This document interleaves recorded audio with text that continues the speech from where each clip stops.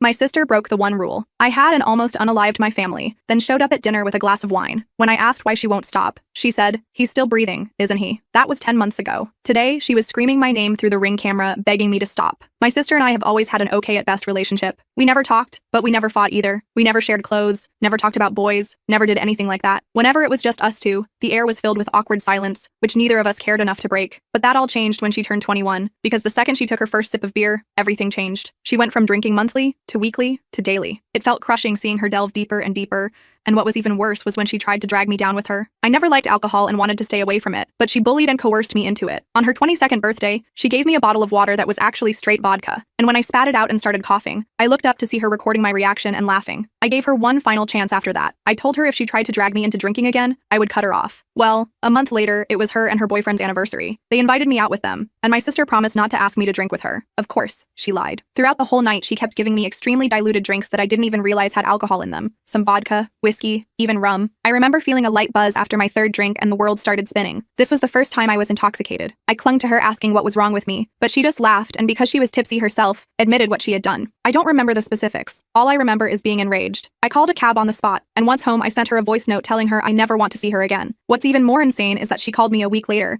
blaming me for ruining her party, because everyone looked at her like she was an eye-hole after finding out why I left. I didn't even respond, just hung up. Life went on without her. I soon met the love of my life. We got engaged, got married. My sister wasn't invited, never even attempted to reach out. But then, coincidentally, when I was pregnant, she sent me a message. She said she saw my Facebook post about having a baby with my husband on one of her friends' accounts, and seeing it made her realize nothing is more important than family. She apologized and begged for another chance. I was very reluctant, but eventually agreed. We met up for coffee at a little brunch spot, and even though she was nice and apologetic, she still had 3 glasses of wine, which let me know she was still drinking regularly. I asked about it, and she said alcohol was a part of her life she never wishes to give up, but she did promise that if let her back into my life, she'd never drag me into drinking again. I thought long and hard about it, and I agreed. I wasn't sure what to expect, but everything actually went fine. She respected my boundaries, never asked me to drink, and never got more than tipsy in front of me. But then last week she came over to my house, and that was when I realized resuming contact with her was the worst thing I could have done. This was the first time I'd let her come over after my baby's birth. I had warned her that she wasn't allowed to go near the baby if she drank, and she told me that was no problem. I still had a bad gut feeling about it, but the last year gave me good reason to trust her, so I pushed my worries away. But then she came over with 2 bottles of wine. We all had a pleasant chat, and even my husband had a glass. I, however, did not drink. My sister almost finished the 2 entire bottles herself and was quite hammered. Still, the evening was going okay, but then she asked to use the bathroom. I pointed her upstairs, and after waiting a few minutes, I went to check on her to make sure she wasn't getting sick. But when I went up, she wasn't in the bathroom. She was in our room, sitting on our bed, wasted out of her mind, holding my baby. The second she saw me, she panicked and quickly stood up to give him to me. But as she was standing up, she lost balance. She fell and dropped my baby. He fell on the floor. I screamed and went to check up on him. Thankfully, he hadn't fallen from a notable height. He was crying, but seemed to have no major injuries or anything, which I thank my lucky stars for. My sister got up and started apologizing, and I just called my husband. I told him to hold our baby and dragged my sisters downstairs and outside to speak to her. I told her that I had one rule. Under no circumstance could she get near the baby while drunk. And while drunk, she decided to hold him, then dropped him. She kept apologizing, but I called her a taxi home saying I never wanted to speak to her again. That, however, turned out to be a mistake. Because as it turned out, she had done more than just dropped my baby. She had fed him the remainder of her wine bottle, and he was currently upstairs, throwing up, while my husband was crying and calling the hospital. The next few hours were a blur of panic. The ambulance took us to the emergency room, where doctors confirmed alcohol poisoning in my infant son. They ran tests to check for other complications while David and I paced the waiting room, terrified we might lose our baby because of my sister's reckless behavior. The medical staff worked efficiently, but their grave expressions did nothing to ease our fears as they monitored our son's vital signs and took blood samples. The hospital social worker interviewed us extensively,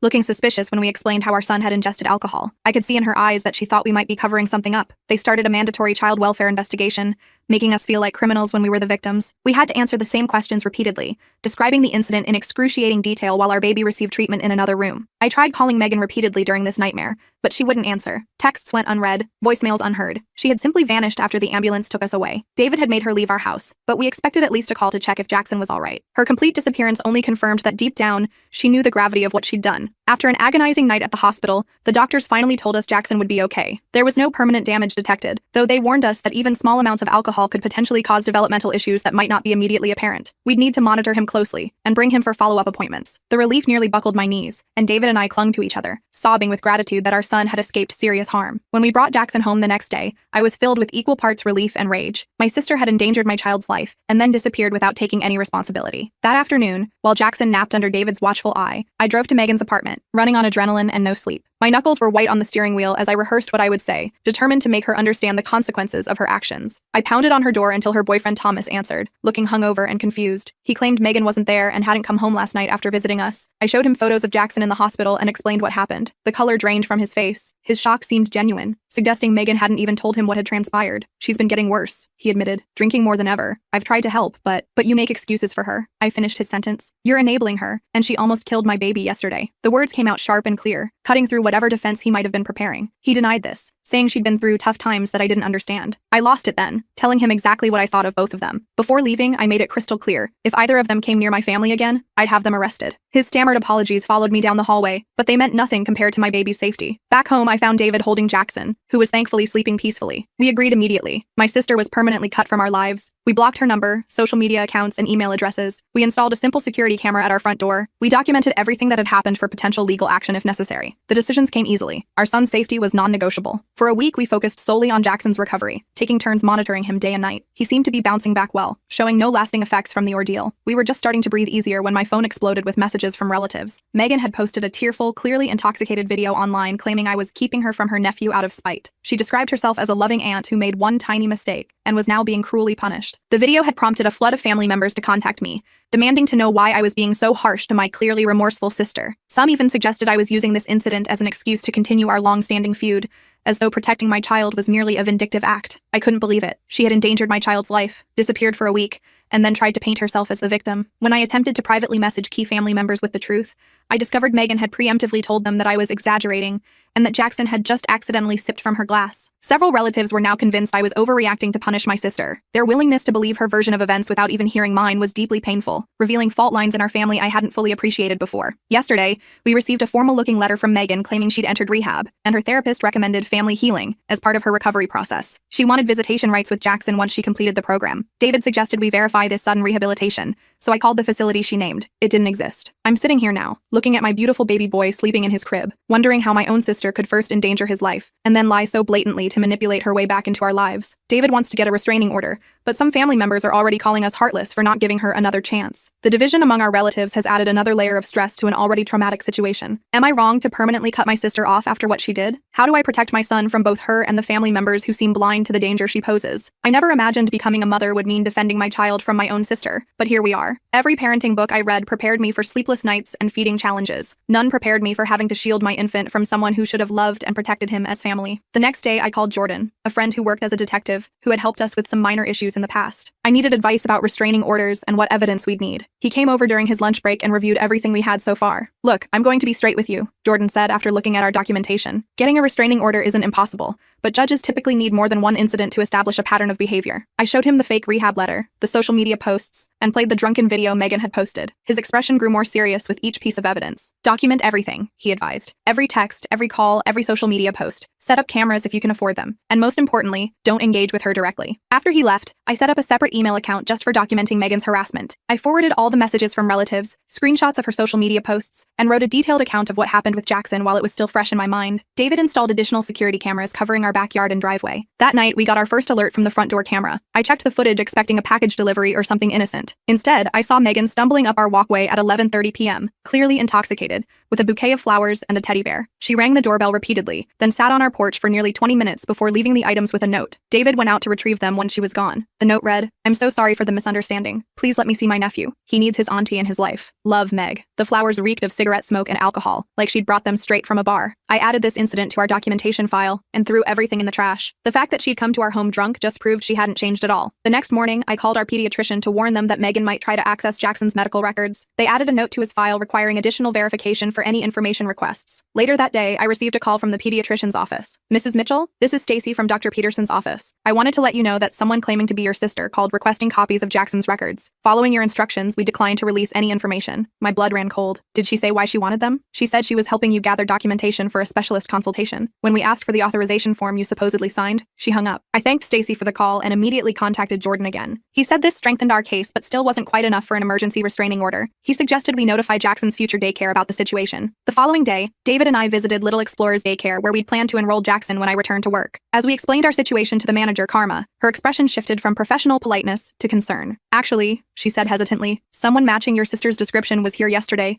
asking about enrollment procedures. She said she was thinking of registering her nephew and wanted to tour the facility. The realization that Megan was tracking our movements so closely made me physically ill. We showed Karma a photo of Megan and she confirmed it was the same person. We immediately decided against using that daycare and began researching home-based nanny options instead. That weekend, my mother called to invite us to Sunday dinner. Dad and I miss you all so much, she said. We promise Megan won't be there. We just want to see our grandson and talk through everything calmly. After discussing it with David, we cautiously agreed. This would be the first time my parents had seen Jackson since the incident, and despite everything, I didn't want to deprive them of a relationship with their grandson if Megan truly wouldn't be present. We arrived at my parents' house around 4 p.m. Mom greeted us with teary hugs, cooing over Jackson, who was awake and alert in his carrier. Dad gave David a firm handshake and kissed my cheek. Everything seemed normal as we settled in the living room, Jackson on a blanket for tummy time while Mom brought out coffee and cookies. Then I heard it, the unmistakable sound of my sister's laugh coming from the kitchen. My whole body tensed. Who else is here? I asked, though I already knew the answer. Before Mom could respond, Megan walked in from the kitchen holding a glass of wine. Surprise, she said with a smile that didn't reach her eyes. I thought we could finally talk things out. I didn't say a word. I simply picked up Jackson, grabbed the diaper bag, and walked straight to the door. I heard David behind me saying something to my parents about trust being broken, but I was already strapping Jackson into his car seat, my hands shaking with anger and betrayal. I drove home alone while David stayed behind to confront my parents about their deception. When he returned an hour later, his expression was grim. They admitted they set up the whole thing, he said, pacing our living room. They thought if they could just get us all in the same room, we'd talk it out, and everything would be fixed. Did they say anything else? Yeah, and you're not going to like it. Megan's been living with them for the past 3 weeks. Apparently Thomas kicked her out after learning what she did to Jackson. I felt like I'd been punched in the stomach. My parents had lied to our faces while harboring the person who had endangered their own grandson. The depth of their betrayal was incomprehensible to me. I cried that night for the family I thought I had, while David held me and promised we'd get through this together. The next morning, I sent a simple text to my parents. We need space from all of you right now. Please respect that. Then I blocked their numbers. David did the same. We needed time to process this betrayal and figure out our next steps without the constant pressure from my family. For a few days, things were quiet. We settled into a routine with Jackson, who was thriving despite everything. I focused on enjoying my maternity leave with him, trying to put the Megan situation out of my mind as much as possible. David returned to work, though he called to check in more frequently than before. On Thursday, I decided to venture out to the grocery store with Jackson. It was our first trip out together that wasn't a doctor's appointment, and I was feeling confident as a new mom. I put Jackson in his carrier, which I placed securely in the shopping cart, and began making my way through the store. I was in the produce section selecting apples when I felt that unmistakable sensation of being watched. I turned to see Megan at the end of the aisle,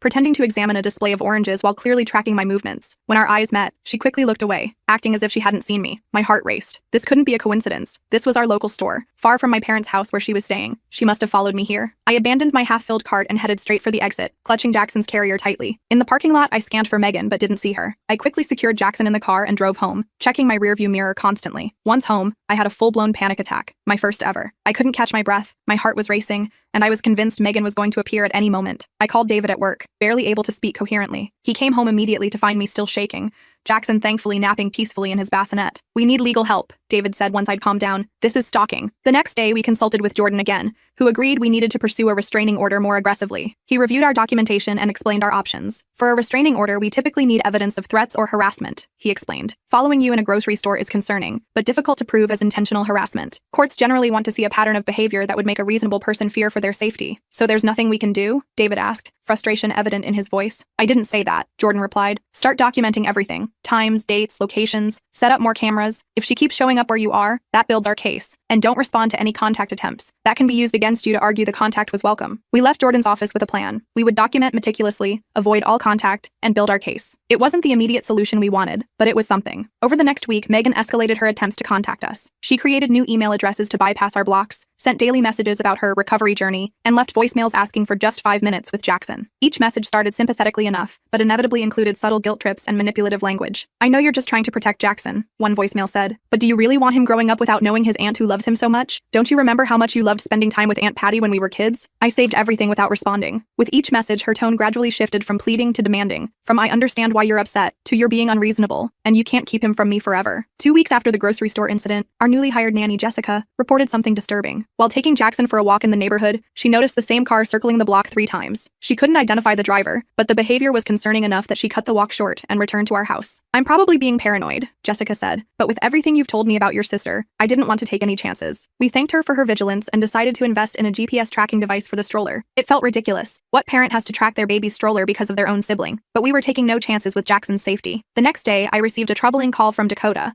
a mutual childhood friend who still had occasional contact with Megan. I don't want to alarm you, Dakota said, but Megan's been asking me some weird questions. She wanted to know what time you usually put the baby down for naps, and if you still keep a spare key under the planter like your parents used to. What did you tell her? I asked, trying to keep my voice steady. Nothing. I told her I hadn't been to your new house and wouldn't know that stuff. She claimed she wanted to leave a special surprise for Jackson, but something felt off about it. I thought you should know. I thanked Dakota for the warning and immediately called a locksmith to change all our locks. We also changed our alarm codes and made sure every window was secured. That night, neither David nor I slept well, taking turns checking on Jackson and listening for any unusual sounds. Around 2 a.m., David nudged me awake. There's a car parked across the street, he whispered. It's been there for at least an hour. I peered through our bedroom blinds. Even in the darkness, I could make out the outline of Megan's distinctive hatchback. A figure sat in the driver's seat just watching our house. David pulled on jeans and a sweatshirt. I'm going out there. Be careful, I warned, already reaching for my phone in case I needed to call 911. I watched from the window as David approached the car. The headlights suddenly switched on, temporarily blinding him, but he continued forward. I could see him speaking to the driver, his posture tense and defensive. After a brief exchange, the car pulled away from the curb and drove off. It was her, David confirmed when he returned. She claimed she was just making sure we were safe. When I told her I was calling the police, she took off. The next morning, we took this new evidence to Jordan, who agreed we finally had enough for a temporary restraining order. We filed the paperwork that day, and the order was granted within hours. Megan was now legally prohibited from coming within 500 feet of us, our home, or Jackson's doctor's office. For about a week, the restraining order seemed to work. We didn't see Megan's car, receive any messages from unknown accounts, or notice anyone following us. We began to relax slightly, thinking perhaps the legal action had finally gotten through to her. Then I discovered something horrifying. While checking Instagram one evening, I stumbled across a mommy blog account using photos of Jackson. The account was called Auntie's Adventures, and featured dozens of my Facebook photos of Jackson with captions like, "My precious nephew growing so fast," and "Can't wait for our next cuddle session." I dug deeper and found 3 more fake accounts across different platforms, all using stolen photos of my son and pretending to have a relationship with him. One even included fabricated stories about babysitting adventures and special auntie and nephew moments that never happened. I spent hours reporting these accounts and adjusting our privacy settings to lock down all our personal information. David contacted Jordan about this new development, but since Megan hadn't directly contacted us or approached us physically, the fake accounts didn't technically violate the restraining order. The stress was taking a toll on both of us. David suggested we start therapy to help deal with the constant anxiety and hypervigilance we were living with. We found a therapist specializing in family trauma and scheduled our first session for the following week. During that first therapy session with Dr. William, we took turns explaining the situation, from the initial incident with Jackson to the ongoing stalking behavior. Dr. William was validating and supportive, helping us understand that our reactions were normal given the circumstances. Halfway through the session, David's phone rang. He apologized and moved to silence it, but then saw it was our neighbor calling. He answered, listened for a moment, then his face went pale. "We need to go," he said, already standing. "Someone broke into our house." We rushed home to find 2 police officers in our driveway. Our neighbor had called 911 after noticing our side door standing open. The officers had cleared the house and found no one inside, but invited us to check if anything was missing. Everything in the living room and kitchen appeared untouched. Our electronics, jewelry, and other valuables were all in place. But when we reached Jackson's nursery, I stopped dead in my tracks. On the changing table sat a large gift basket wrapped in cellophane with a pink bow. Inside were baby clothes, toys, and a card signed, "With love from Auntie Megan." But something was wrong. I approached the basket cautiously and detected a strong smell of wine. When David carefully unwrapped it, we discovered all the baby clothes were soaked in red wine. The card inside read, "Since you won't let me see him, I thought I'd send something for him to remember me by. Blood is thicker than water, but wine leaves a stronger stain." The police documented everything and took the basket as evidence. They explained that since nothing was damaged or stolen, and Megan had left before they arrived,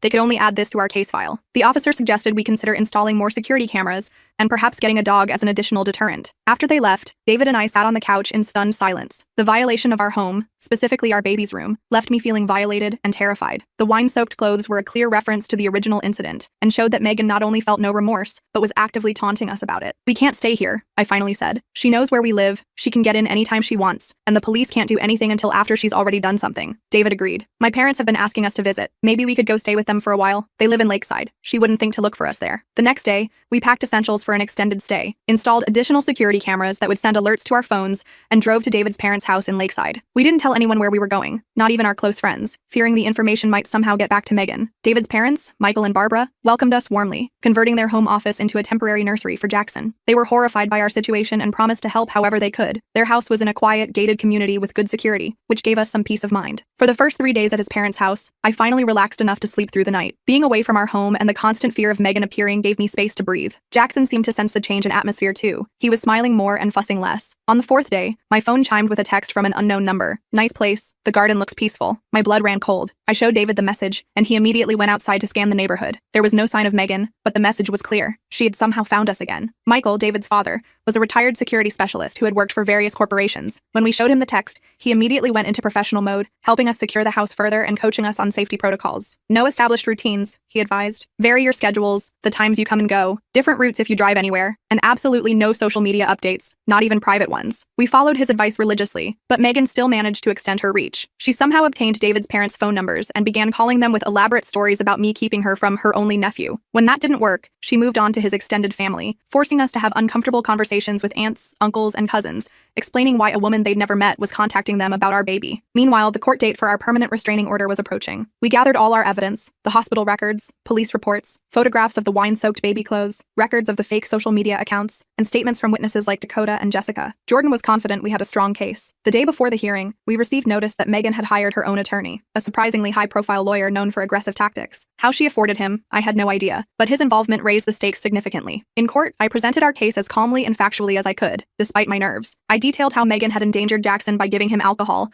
her subsequent stalking behavior, the break-in, and the ongoing harassment. Our documentation was thorough and well-organized, thanks to my obsessive record-keeping over the past weeks. Then Megan's lawyer stood up. He portrayed her as a struggling alcoholic who had made one terrible mistake and was being unfairly punished while trying to recover. He claimed I had a history of exaggerating Megan's behavior due to childhood jealousy, and that I was using this incident to permanently cut her off from family connections she desperately needed for her recovery. "My client has enrolled in rehabilitation, Your Honor," he said smoothly. "She acknowledges her grave error in judgment but is actively seeking help. Permanently severing family ties through this order would be detrimental to her recovery and denies the possibility of supervised reconciliation in the future." The judge asked several pointed questions of both sides, then announced he would take a 30-day continuance to review all evidence before making a final decision. In the meantime, the temporary restraining order would remain in effect. We left the courthouse feeling deflated. We'd hoped for immediate resolution, but now faced another month of uncertainty. As we walked to our car, I spotted my mother standing near the courthouse steps. She approached cautiously, looking thinner and more tired than I remembered. "Can we talk?" she asked. "Just for a minute." David squeezed my hand but stepped away to give us privacy. I crossed my arms defensively, not ready to forgive her betrayal. "Megan told us she's having suicidal thoughts," my mother said without preamble. "She says being cut off from family is killing her. Can't you drop this restraining order and let us work together as a family to help her?" I couldn't believe what I was hearing. "Mom, she gave alcohol to my infant son. She broke into our house. She's stalking us. And you want me to just forgive and forget because she says she's suicidal?" My mother looked down. "We're just trying to help both our daughters. Is that so wrong? How did she find us at David's parents' house?" I asked suddenly, a suspicion forming. My mother's guilty expression confirmed my fears before she spoke. "I might have mentioned where you were staying. I didn't think it was a secret." The betrayal hit me all over again. My own mother had compromised our safety, all while trying to guilt me into dropping protections for my child. I took a deep breath, fighting back tears. "We're done here," I said quietly. "Don't contact us again until you decide which daughter's well-being you actually care about." I walked away, joining David at the car. As we drove back to his parents' house, I explained what had happened. We decided it was time to cut contact with my parents as well, at least temporarily. They had proven they couldn't be trusted with even basic information about our whereabouts. That evening, David's mother handed me a sealed envelope that had been dropped off while we were at court. "A young man delivered this," she explained. "He said it was important." Inside was a handwritten letter from Thomas, Megan's ex-boyfriend. He explained that he'd broken up with her after witnessing her obsession firsthand and wanted to warn us about her deteriorating mental state. "She talks about rescuing your baby all the time," he wrote. "She's drinking heavily again and has a whole wall covered with photos of him printed from your old social media. I'm truly scared for what she might do and thought you should know." We immediately provided this information to Jordan and the police, who finally began taking our concerns more seriously. Jordan filed an addendum to our restraining order request, including Thomas's letter as new evidence. The night before our rescheduled court date, the security system at David's parents' house triggered an alert. The cameras captured Megan attempting to enter the backyard by scaling the fence. The alarm had activated automatically,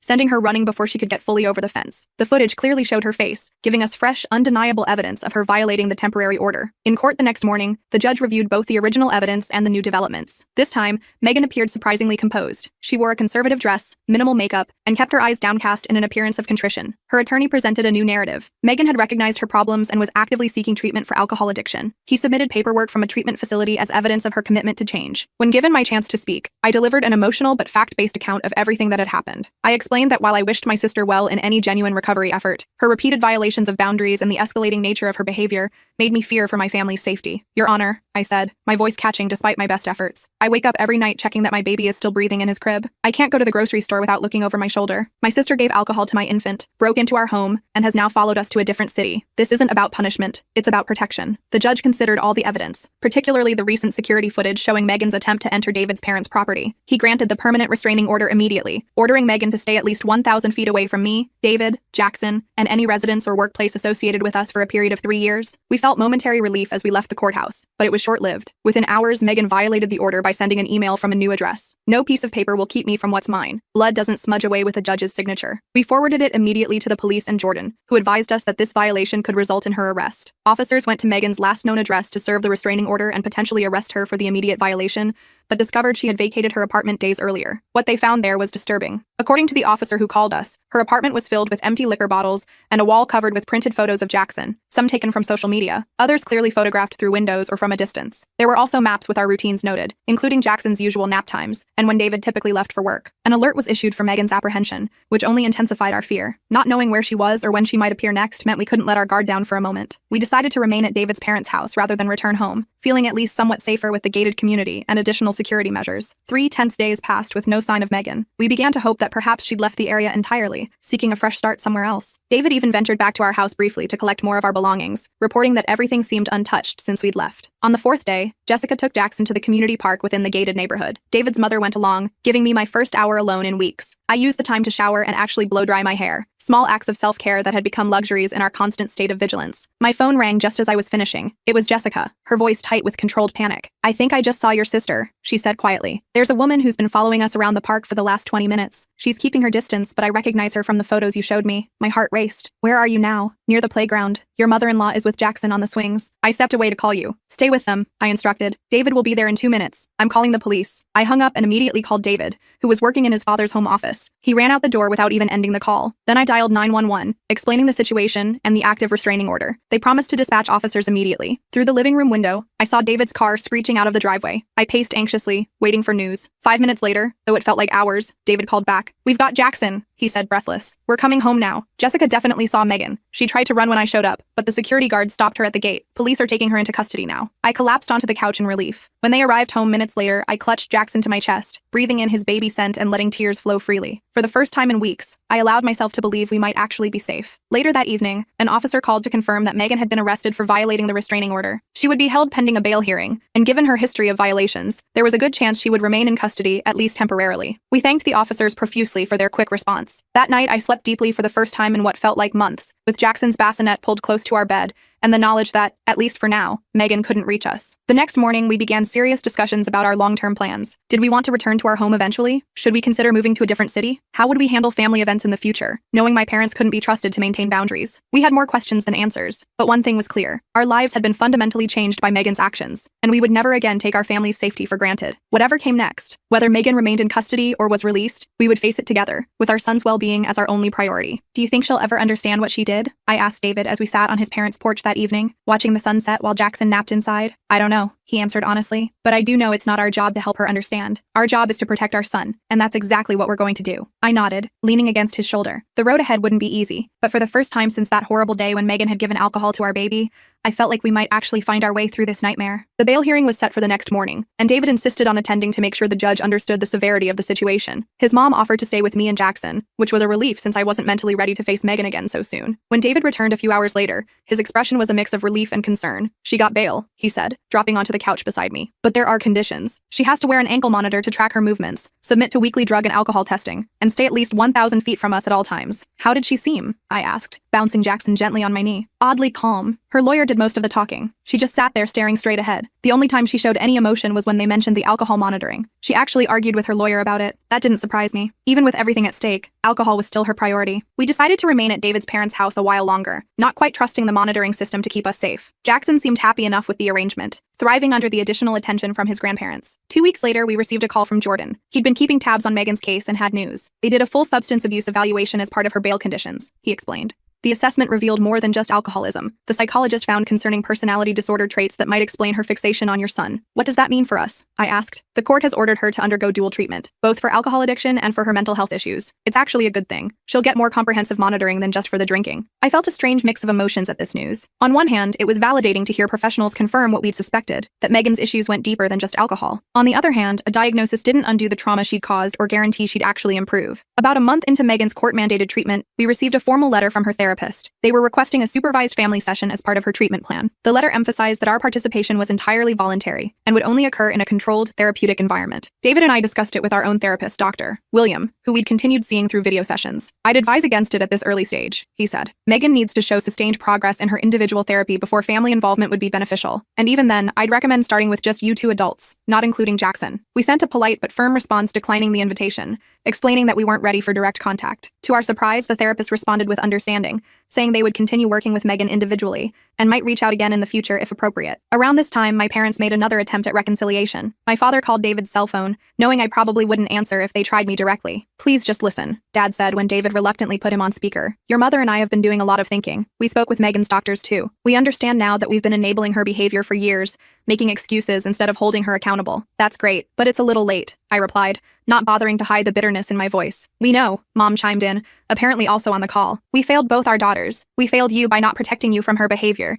and we failed her by not getting her help sooner. But she is truly changing this time. The doctors say her progress is remarkable." I sighed, exhausted by the cycle of hope and disappointment. Even if that's true, protecting Jackson comes before anyone's feelings, including yours, including hers, and including mine. There was silence on the other end, then my father's voice, softer now. "We understand that. For the first time, I think we really do." I didn't make any promises, but I did agree to let them continue receiving updates about Jackson through email and photos. It was a small concession that cost me nothing but might help rebuild some kind of relationship eventually. Still, I made it clear that any information shared with Megan would result in immediate cutting of communication again. 6 months passed with relative calm. According to reports from her treatment facility, Megan was complying with all requirements. She attended therapy sessions, maintained sobriety, verified by testing, and hadn't violated the restraining order or monitoring conditions. We gradually settled into a new normal, eventually returning to our own home after installing a comprehensive security system that would make a bank vault jealous. Then a formally worded letter arrived, delivered through her therapist as allowed by the court. In it, Megan acknowledged her actions without excuses or manipulation. She expressed remorse for endangering Jackson and for the subsequent stalking behavior. She didn't ask for forgiveness or access to Jackson, just acknowledged the harm she had caused and her commitment to recovery. I read it several times, analyzing every word for hidden manipulation or guilt trips. Finding none, I showed it to David. "What do you think?" he asked. "I don't know," I admitted. "It seems genuine, but we've been fooled before. I'm not ready to respond, but I won't throw it away either." We decided to acknowledge receipt of the letter through her therapist, but maintained our position that direct contact wasn't currently on the table. The therapist continued sending occasional updates, all indicating significant improvements in both Megan's sobriety and understanding of boundaries. I remained cautious, insisting on concrete evidence of change. Over an extended period before considering any kind of reconciliation, we agreed to receive updates but refused direct contact until she demonstrated at least 1 year of stability. It was a hard line, but one David fully supported. Some family members called us stubborn, but they hadn't lived through what we had. 14 months after Megan's arrest, her therapist reached out again, proposing a carefully controlled meeting in their office. The idea sent me into an anxiety spiral. Despite all evidence of Megan's progress, the thought of facing her brought back all the fear and trauma. David suggested a compromise. "What about a video session first? That way we could disconnect immediately if things went south." It seemed like a reasonable middle ground. We scheduled the session for the following week, with her therapist moderating and our therapist, Dr. William, joining to support us. When Megan's face appeared on the screen, I was struck by how different she looked. Her complexion was clearer, her eyes brighter and more focused. The slightly bloated appearance that comes with heavy drinking was gone. She seemed genuinely transformed. "Thank you for agreeing to this," she began. "I know it couldn't have been an easy decision." For the next hour, she spoke candidly about her recovery journey. She acknowledged the harm she'd caused without excuses, taking full responsibility for her actions. She talked about the work she'd done to understand the roots of her alcoholism and her unhealthy fixation on Jackson. "I was trying to fill an emptiness inside me," she explained. "When you got pregnant, I convinced myself being an aunt would give me purpose. Then when you rightfully kept me away after what I did, that obsession just grew." I listened silently, monitoring my own emotional reactions while trying to assess her sincerity. "I hope someday I can be an aunt to Jackson in whatever capacity you deem appropriate," she said toward the end of the session. "But I understand that may never happen, and that's a consequence of my actions that I have to accept." That comment triggered my protective instincts. "I appreciate your progress," I said carefully, "but I need to be very clear. Access to my child is not on the table in any foreseeable future. Any relationship we might rebuild would be between us as sisters only." To my surprise, she nodded without argument. "I understand completely. That's a totally reasonable boundary." After several more video sessions over the course of 2 months, we cautiously agreed to an in-person meeting at her therapist's office. When Megan arrived, she was carrying a gift bag. "This is for Jackson," she said, holding it out. I immediately stiffened, thinking of the wine-soaked clothes from before. "We discussed no gifts," I reminded her. "You're right. right. I'm sorry. She set the bag aside without protest. Old habits. I should have respected that boundary. The fact that she accepted this correction without defensiveness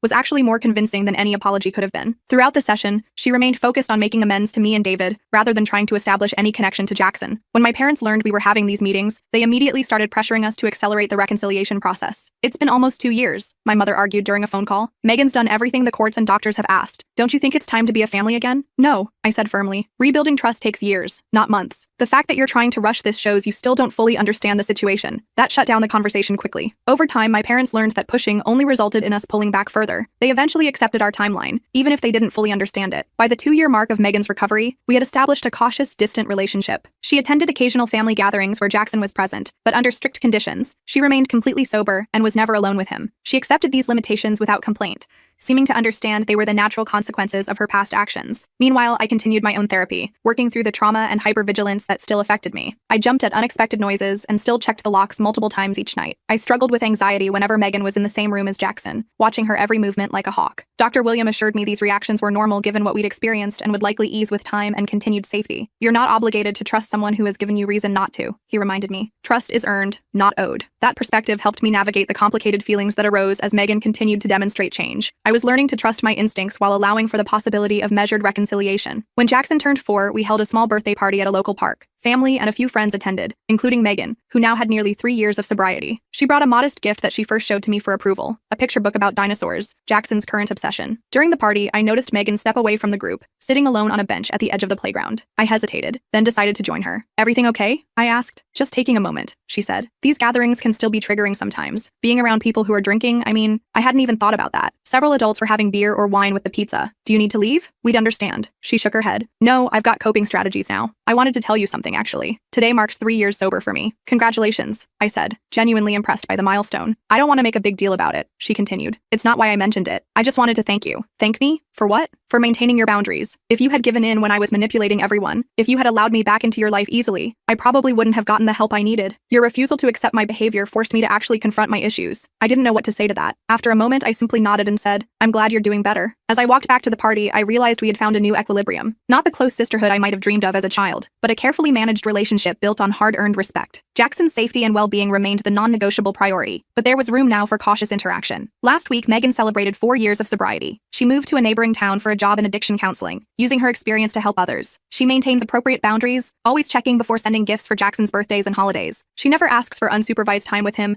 and respects our parenting decisions without question. Sometimes I catch myself watching her interact with Jackson during family gatherings, him showing her his latest Lego creation, her responding with appropriate interest. In those moments, I feel a complex mix of emotions, lingering wariness, sadness for what might have been in a different reality, but also a measured appreciation for the work she's done to change. Jackson knows a simplified version of our history. We explained that Auntie Megan was very sick when he was a baby and made some bad choices that meant she couldn't see him for a long time. He accepts this with the straightforward logic of children, neither particularly attached to her nor afraid of her. As for me, I've come to accept that some wounds never fully heal. I doubt I'll ever completely relax when Megan is around Jackson. I'll probably always have that instinctive urge to move closer when she interacts with him, but the acute fear has subsided, replaced by a vigilant caution that feels manageable. David and I recently discussed having another child. The conversation brought up unexpected anxiety for me. Memories of those terrifying days with Jackson flooded back, but David gently reminded me that we're not the same people we were then. We're stronger, more prepared, with boundaries firmly in place. We can't let fear of what happened in the past stop us from building our future, he said, holding my hand across the kitchen table. He's right, of course. The best revenge against trauma is to not let it control your life forever. We're moving forward cautiously, but deliberately, holding our boundaries firm while allowing for the possibility of growth and change. I still have the letter Megan sent from treatment all those years ago. I keep it as a reminder of how far we've all come, but also as evidence should we ever need it again. Trust, once broken, is never quite the same. But life continues, and families evolve. Ours certainly looks different than I ever imagined, shaped by crisis and painful reckonings, but ultimately stronger for having weathered the storm. Sometimes people ask if I've forgiven my sister. That's a complicated question without a simple answer. I've accepted the reality of our relationship as it exists now. I've acknowledged her work toward change, but forgiveness implies forgetting. And as a mother, I can never forget. Instead, I found something more practical and sustainable. A cautious peace built on clear expectations and demonstrated behavior rather than promises or obligations. That's the thing about real life. It rarely wraps up with neat bows and perfect resolutions. Sometimes the best ending isn't reconciliation, but a clearer understanding of necessary boundaries. Sometimes heroism looks like simply protecting your child, day after day,